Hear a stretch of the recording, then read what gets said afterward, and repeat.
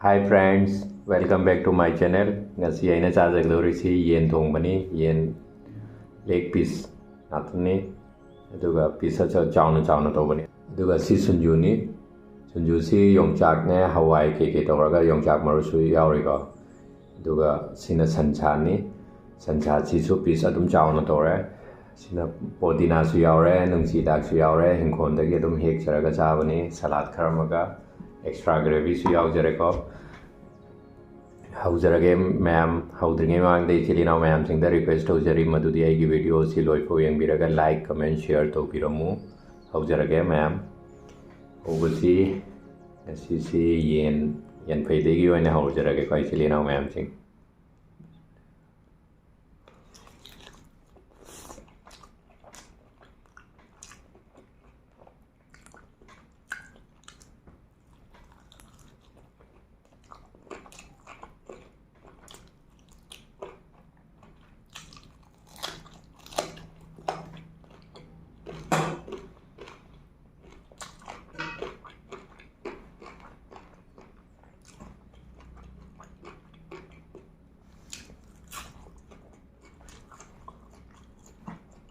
ꯌꯣꯡꯆꯥꯛ ꯃꯔꯨꯁꯤ ꯃꯅꯤꯄꯨꯔꯗꯒꯤ ꯀꯪꯅ ꯄꯨꯔꯛꯄꯅꯦꯕꯀꯣ ꯑꯗꯨꯗꯨꯒ ꯇꯧꯕꯅꯤ ꯃꯔꯛ ꯃꯔꯛꯇ ꯑꯗꯨꯝ ꯆꯥꯖꯩ ꯌꯥꯝ ꯍꯥꯎꯋꯦ ꯌꯣꯡꯆꯥꯛ ꯌꯥꯝ ꯄꯥꯝꯃꯦ ꯁꯤꯗ ꯐꯪꯗꯕꯅꯤꯅ ꯑꯦꯛꯁꯇ꯭ꯔꯥ ꯒ꯭ꯔꯦꯚꯤꯁꯤ ꯑꯃꯨꯛ ꯍꯩꯖꯔꯒꯦ ꯍꯥꯎꯒꯗꯧ ꯃꯥꯜꯂꯦ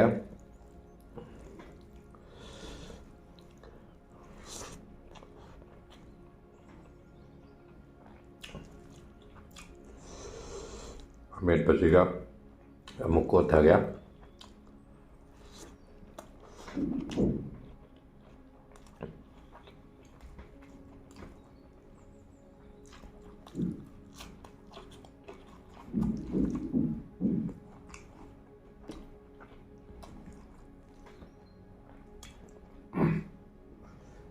ꯁꯟꯁꯥꯅꯤ ꯁꯤꯁꯤ ꯁꯟꯁꯥꯁꯤ ꯃꯔꯨꯅ ꯈꯔ ꯉꯝꯃꯦ ꯍꯟꯗꯛꯀꯤꯁꯤ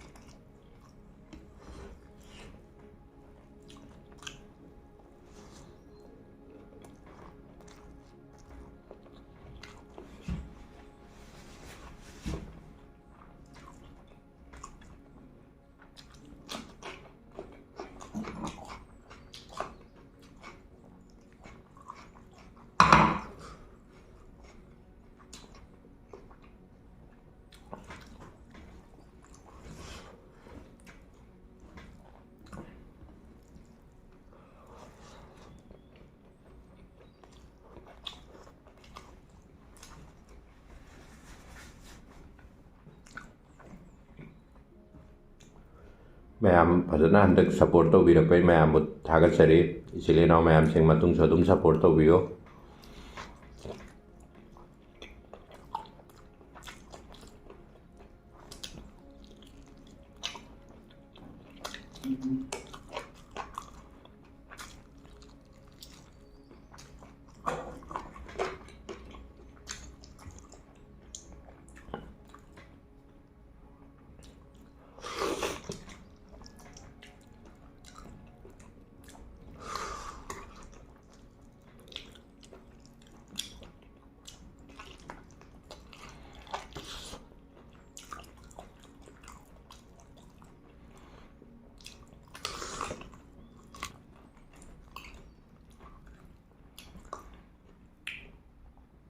ꯍꯥꯎꯋꯦ ꯃꯔꯨꯁꯤꯁꯨ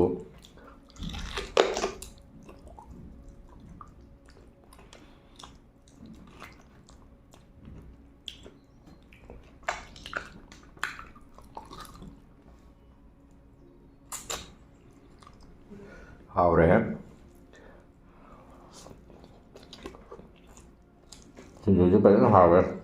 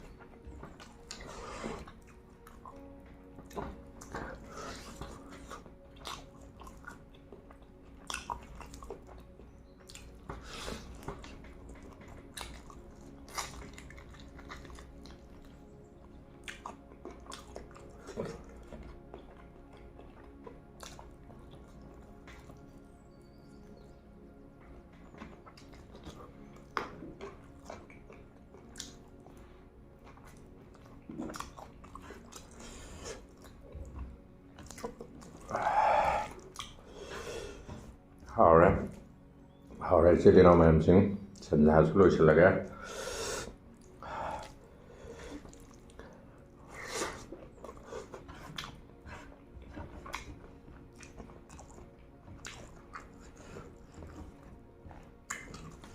순준이 얌 하오래시. 하이행 내가 먼저 돌나 간데. 용작 마루가 또 오니나.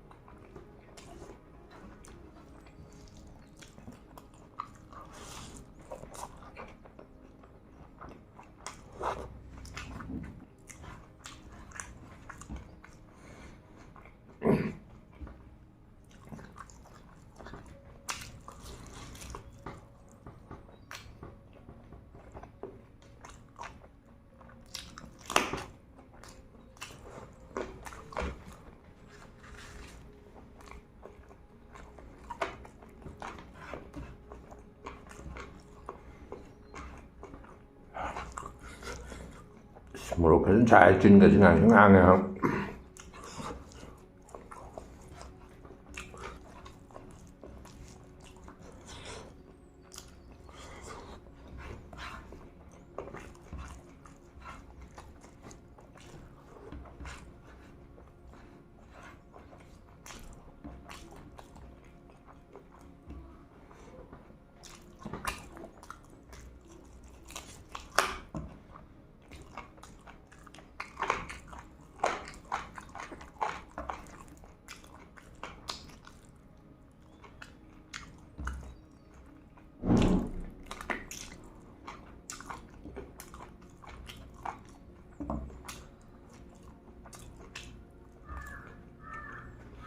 ꯊꯥꯒꯠꯆꯔꯤ ꯑꯩꯒꯤ ꯚꯤꯗꯤꯑꯣ ꯑꯁꯤꯕꯨ ꯃꯤꯠꯌꯦꯡ ꯇꯥꯕꯤꯅꯕꯒꯤꯗꯃꯛꯇ ꯃꯊꯪꯁꯨ ꯅꯨꯡꯉꯥꯏꯕ ꯚꯤꯗꯤꯑꯣ ꯃꯌꯥꯝ ꯑꯃ ꯄꯨꯊꯣꯛꯆꯔꯛꯀꯦ ꯃꯌꯥꯝ ꯑꯩꯒꯤ ꯚꯤꯗꯤꯑꯣ ꯑꯁꯤꯕꯨ ꯂꯥꯏꯛ ꯀꯃꯦꯟ ꯁꯤꯌꯔ ꯇꯧꯕꯤꯔꯝꯃꯨ ꯉꯁꯤꯒꯤꯗꯤ ꯃꯇꯥꯡ ꯑꯁꯤꯗ ꯂꯣꯏꯁꯤꯟꯖꯔꯒꯦ ꯕꯥꯏ